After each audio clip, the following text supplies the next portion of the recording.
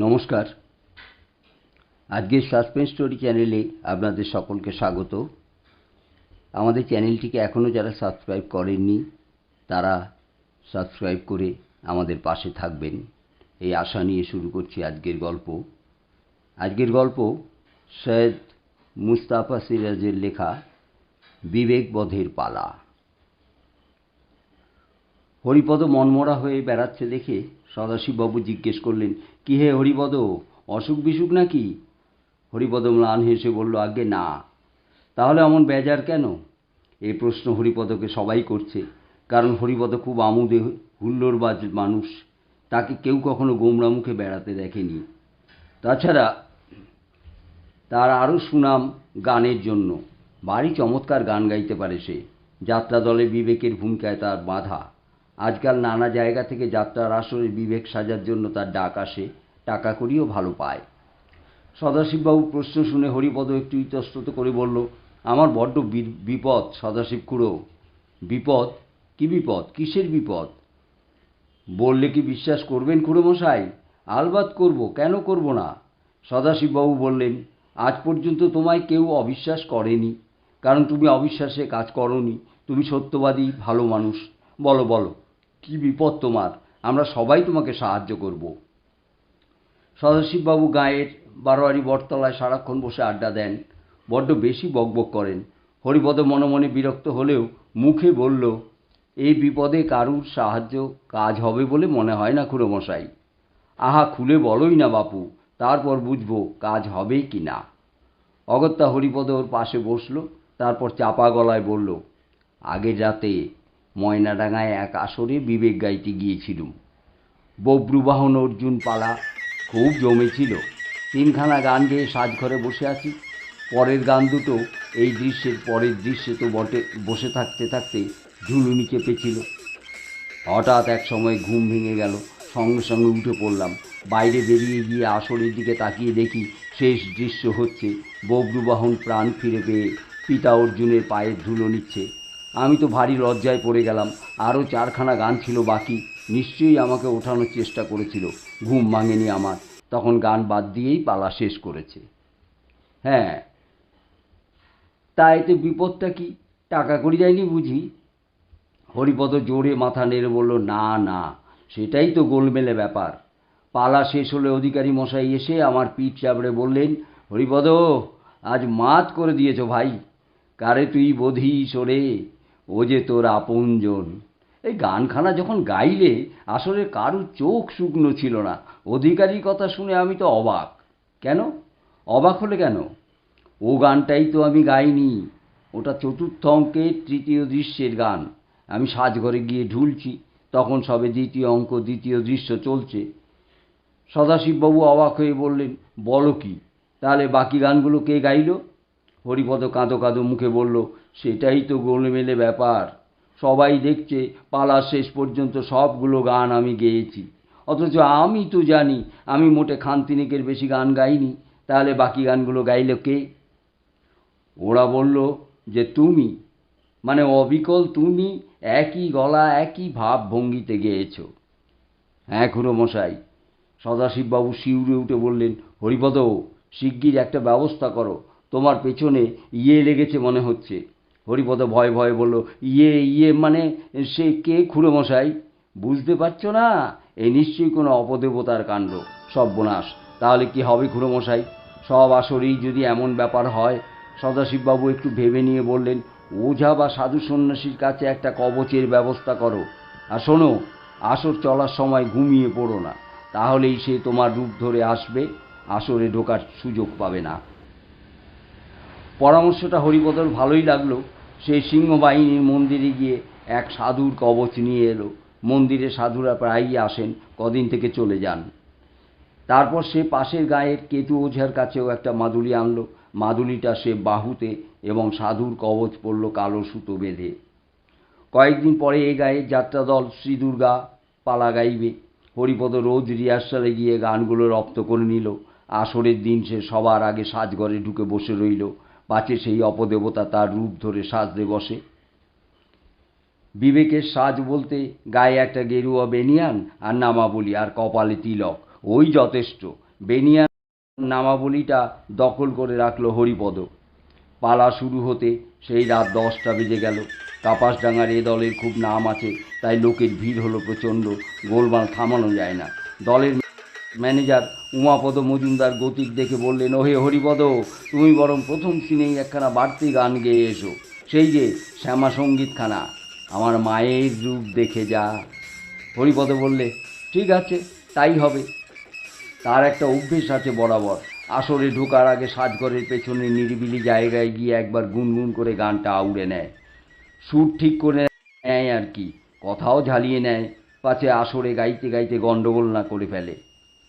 হরিপদ সাজঘরের পেছনের দিকে গিয়ে গুনগুন করে শ্যামা সঙ্গীতটা রপ্ত করতে গেল।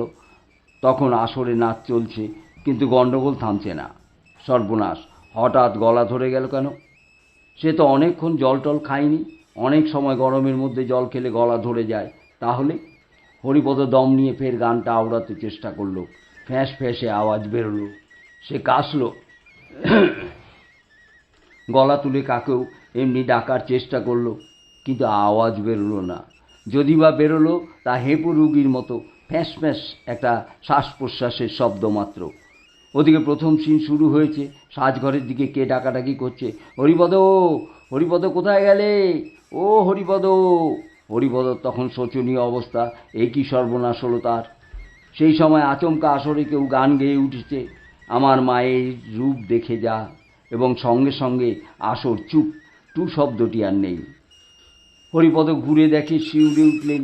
হ্যাঁ, আসরে অবিকল আরেক হরিপদ তিরিং বিরিং করে নেচে গান ধরেছে তারই গলায়, হুবহু এক, চেহারা, পোশাক, গলার স্বর সব এক, এতটুকু তফাৎ নেই। দেখতে দেখতে প্রথম মুহূর্তের ভয়টা কেটে গেল হরিপদর। রাগ হলো, রাগটা বাড়তে লাগলো। দাঁতে দাঁত চেপে হরিপদ আসরের নকল হরিপদর দিকে হিংস্র চোখে তাকালো। তারপর সে এক লাফে নির্জন অন্ধকার জায়গাটা থেকে ছিটকে বেরিয়ে আসরে ঢোকার পথে গিয়ে পড়ল এবং চেঁচিয়ে বলার চেষ্টা করলো, ও আমি না, আমি না। গলার স্বর বেরোলো না। তাকে লোকে ধাক্কা মেরে ফেলে দিল। তার দিকে ওদের চোখ থাকার কথা না, সবার চোখ এখন আসরে। এ কোন বেটা পাগল ছাগল আসর পণ্ড করতে চাইছে রে বাবা। হরিপদ আচার খেয়েছিল, উঠে দাঁড়িয়ে হঠাৎ দেখল শেষ দিকটায় একটা বাড়ির বারান্দায় বসে সদাশিববাবু যাত্রা শুনছেন। মরিয়া হয়ে দৌড়ে গেল হরিপদ। খুড়োমশাই বলে যে ডাকবে, তারও তো উপায় নেই। সে শটান হুমড়ি খেয়ে পাশে বসে ওকে খুঁচিয়ে দিল। সদাশিববাবুর মন এখন আসরে। বিরক্ত হয়ে কনুইয়ের গুঁতো মারলেন। হরিপদ তাতে দমল না, ফের হামাগুড়ি দিয়ে ওর সামনে যাবার চেষ্টা করলো। সদাশিববাবু এবার পাশ থেকে ছড়িটা তুলে চাপা গলায় বললেন, কে রে, হ্যাঁ, খালি ভেড়ার মতো গুঁতোচ্ছে, দেব পেটটা ফাঁসিয়ে ভাগ। হতাশ হয়ে হরিপদ লোকের পেছনে ঘুরে সাজঘরের কাছে গেল। নকল হরিপদর গান শেষ, ফিরে আসছে। হরিপদ তাকে ধরে ফেলবে বলে ওত পেতে বসে রইল। ভূত হোক আর যাই হোক, হাতাহাতি একটা হেস্ত নেস্ত করতেই হবে। নকল হরিপদ আসর থেকে এসেই লোকের পেছন দিকে নিরিবিলি অন্ধকার জায়গাটায় চলে গেল। তারপর বেনিয়ানের পকেট থেকে বিড়ি বের করে দেশলাই জেলে ধরালো, টানতে থাকলো। হরিপদ পা টিপে টিপে তার কাছে গেল, তারপর পেছন থেকে দু হাতে জাপটে ধরল। ফ্যাঁস ফ্যাঁসে গলায় অতি কষ্টে বলল, তবে রে বেটা গুগু। নকল হরিপদ বলল, আহ, হচ্ছেটা কি, এ কি ইয়ার্কির সময়? এদিকে হরিপদ ওকে জাপটে ধরেই টের পেয়েছে নকল হরিপদর গা বরফের চেয়ে হিম। সঙ্গে সঙ্গে ছেড়ে দিয়েছে। দু হাত জমে গেছে ঠান্ডায়, দাঁত ঠকঠক করে কাঁপছে। নকল হরিপদ হাসতে হাসতে সাজঘরের দিকে চলে গেল। আসল হরিপদ দেখল কাঁপুনি আর থামছে না। কি শীত, কি শীত! অগত্যা সে বাড়ির দিকে দৌড়লো। তো এক্ষুনি লেপ কাঁথা দিয়ে শুয়ে পড়া দরকার। গায়ের শেষ দিকটায় হরিপদর বাড়ি। পিসিমার হাতে মানুষ হয়েছে সে। বাড়িতে লোক বলতে ওই দুজন। বেলা অবধি হরিপদ সেদিন শুয়ে আছে লেপ মুড়ি দিয়ে। পিসিমা ওঠাতে গিয়ে দেখছেন জ্বরে গা পুড়ে যাচ্ছে, তাই ডাক্তার ডাকতে গেছেন। অনেকক্ষণ পরে পিসিমার মুখে শুনেই যাত্রা দলের লোকেরা ব্যস্ত হয়ে গেল। ম্যানেজার উমাপদবাবু এলেন, সদাশিব খুড়োও এলেন। উমাপদবাবু বললেন, জ্বর যে হবে তা আসরে চোখ দুটো দেখেই সন্দেহ হয়েছিল, কেমন লাল দেখাচ্ছিল। তবে এই আসরে যে গান গেয়েছে হরিপদ, এবার না কলকাতা থেকে ডাক আসে। সদাশিব ডাকলেন, ও হরিপদ, কেমন বোধ করছো? হরিপদ দাঁত মুখ খিচিয়ে ফ্যাঁস ফ্যাঁসে গলায় বলল, যান, আর দয়া দেখাতে হবে না, খুব চিনে ফেলেছি সবাইকে। সদাশিববাবু অবাক। উমাপদ বললেন, সর্বনাশ, তোমার গলা ধরে গেছে দেখছি। পরশু এক আসর বায়না আছে কনকপুরে, কি হবে? হরিপদ তেমনি ফ্যাঁস ফ্যাঁসে গলায় বলল, কেন? গত রাতে যে আসর চালিয়েছে সেই চালাবে, আপনার ভাবনা কি ম্যানেজার বাবু? উমাপদ ঠিক বলতে যাচ্ছিল, সদাশিববাবু চোখ ইশারা করলেন, তারপর বললেন, ও হরিপদ, তাহলে কাল রাতের আসরে তুমি কখানা গান গেয়েছিলে? হরিপদ বুড়ো আঙুল দেখিয়ে বলল, একখানাও না। ও বেটা সবগুলো গেয়েছে, দেখছেন না আমার গলার অবস্থা? সদাশিববাবু চিন্তিত মুখে বললেন, তাহলে তো ভাবনার কথা, তোমার সত্যি বড্ড বিপদ। উমাপদ হতভম্ব বললেন, ব্যাপারটা কি? বাইরে এসো, বলছি, বলে সদাশিববাবু উমাপদকে ডেকে নিয়ে গেলেন। সামান্য ঠান্ডা লাগা জ্বর দুদিনেই ছেড়ে গেল। ওষুধ খেয়ে গলাও ছাড়ল। সেদিনই কনকপুরের আসর, হরিপদকে যেতেই হলো। সে খানতিনিক গান কোনো রকমে গাইবে, বাকি গান বাদ। আসর যথাসময়ে শুরু হয়েছে। উমাপদ তককে তককে আছেন, দলের লোকও তার কথা মতো তৈরি আছে। পরপর তিনখানা গান হরিপদ গেয়ে এলো। তারপর তৃতীয় অঙ্কের প্রথম দৃশ্য থেকে বিবেকের গান বাদ দেওয়া হয়েছে, কিন্তু কথাটা গোপন রাখা হয়েছে নায়েব মশাই অর্থাৎ কনকপুরে যারা বায়না দিয়েছেন তাদের কাছে। হরিপদর গানের পর সাজঘরের সামনে দাঁড়িয়েছিল। সেও তককে তককে আছে তৃতীয় অঙ্কে যদি সত্যি নকল হরিপদ বিবেক সেজে গাইতে ঢোকে, উমাপদ এবং তার লোকজনদের সঙ্গে সেও ধুন্ধুবার বাজাবে। অর্থাৎ নকল হরিপদকে সবাই মিলে রামধোলাই দেবে। কথায় বলে, মারের চোটে ভূত পালায়, কাজেই এই ব্যবস্থা। সেই চিন্তা এসে গেল। কুচক্রী সেনাপতি ঘাতককে আদেশ দিচ্ছেন, বধ করো এই উদ্যত বালককে। ঘাতক খড়গ তুলেছে। এমন সময় বিবেকের গান ছিল, মেরো না মেরো না, ও যে শিশু অসহায়। গানটা বাদ। তার বদলে ঘাতক বলবে, সেনাপতি মশাই, এই বালককে আমি বরং গহন অরণ্যে নিয়ে গিয়ে গোপনে বধ করি। সেনাপতি বলবেন, তাই হোক তবে। ঘাতক খড়গ তুলতেই হরিপদ চঞ্চল হলো।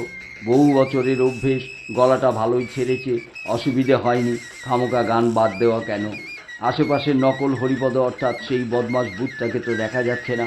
সুতরাং হরিপদ দৌড়ে আসরে ঢুকে গেয়ে উঠল, মেরো না মেরো না। সঙ্গে সঙ্গে উমাপদ ম্যানেজার ছড়ি তুলে চেঁচালেন, ঢুকেছে, মার মার। আসরের এদিক ওদিক থেকে কারা দৌড়ে এলো। তারপর হরিপদর উপর ঝাঁপিয়ে পড়লো সবাই মিলে। হরিপদ ভাঙা গলায় চেঁচিয়ে উঠল, আমি আমি আমি আসল হরিপদ। কে শোনে কার কথা? কিন্তু কনকপুরের সাহেব মশাইরা কিংবা শ্রোতারা তো কিচ্ছু জানে না। এভাবে বেমক্কা আসর পণ্ড হচ্ছে দেখে তারা হৈ হৈ করে উঠল। আসরে ঢুকে লোকগুলোকে ধাক্কা মেরে হটালো। হরিপদ বেগতিক দেখে উঁচু তক্তপোষের আসর থেকে গড়িয়ে ক্ল্যারিনেটওয়ালার কোলে পড়েছিল। সেখান থেকে একেবারে তক্তপোষের তলায়। বুদ্ধি করে এখানে ঢুকেছিল বলেই তেমন হাড়গোড় ভাঙেনি। তবে সেই শেষ। হরিপদর বিবেকগিরি নাক কান মলে ছেড়েছে। সবাই জানে আর হরিপদ বিবেক গায় না। কাজেই কোনো নকল হরিপদেরও আবির্ভাব ঘটে না কোনো আসরে, সুযোগ পায় না ঢোকার। তার চেয়ে বড় কথা, খবরটা সবাই জেনে গেছে। লোভের বশে নকল হরিপদ সেজে আসরে ঢুকলে কি অবস্থা হয় টের পেয়ে গেছে সেই অপদেবতা। কিন্তু এই নকল হরিপদটা কে? ভূত তো বটেই, কিন্তু কার আত্মা? সদাশিববাবু অনেক ভেবে চিনতে বললেন, মনে হচ্ছে এ বেটা সেই বাঁকা বাউরি। বুঝলে হে হরিপদ, আমাদের ছেলেবেলায় সেই বিবেক গাইতো, রোগে ভুগে মারা পড়েছিল, কিন্তু অভ্যেস যাবে কোথায়? তুমি নিহাত সরল মানুষ দেখে তোমাকে অমনি করে ঠকাতো, বুঝলে তো?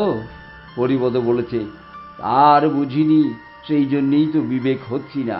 এবার থেকে আমি ওই ঘাতকের পাঠটাই করব। এখানেই গল্পটা শেষ। গল্পটা কেমন লাগলো আমাদের কমেন্টে জানাবেন। আমাদের চ্যানেলটিকে লাইক, শেয়ার ও সাবস্ক্রাইব করতে ভুলবেন না। ধন্যবাদ।